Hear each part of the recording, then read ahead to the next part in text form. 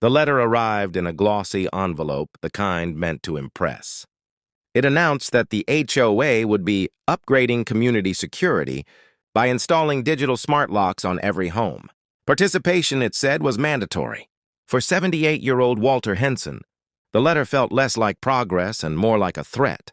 Walter had lived in his small brick house for 42 years.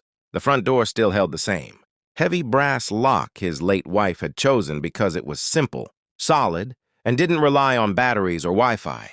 When Walter called the HOA office to ask if he could keep his manual key, Karen, the board president, laughed lightly and told him he was behind the times. She added that refusal would result in fines and possible loss of access for safety reasons. A week later, contractors showed up unannounced.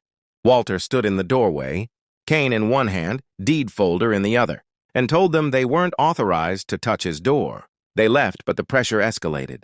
Karen sent emails claiming the HOA had the right to control all exterior locks. She even suggested that emergency services needed digital access codes, implying Walter was endangering himself. What Karen didn't know was that Walter had spent decades as a municipal locksmith before retiring.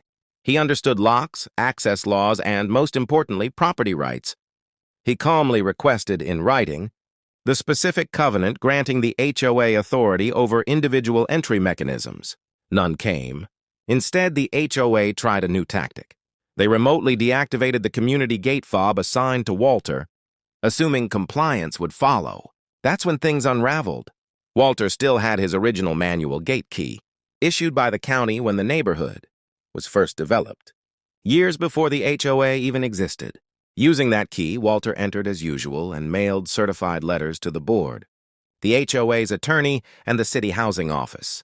He included copies of his deed, the original gate agreement, and a state statute clearly stating that HOAs could not mandate electronic locks on private residences without owner consent. The response was swift and quiet. Fines disappeared. The mandatory upgrade became optional. Karen resigned 2 months. Later, after an internal review, revealed multiple overreaches tied to the digital lock program. Walter never celebrated publicly. He simply polished the brass knob on his front door and slipped his manual key back into his pocket. In a world rushing toward control through technology, one old lock, and the man who understood it, had stopped everything cold.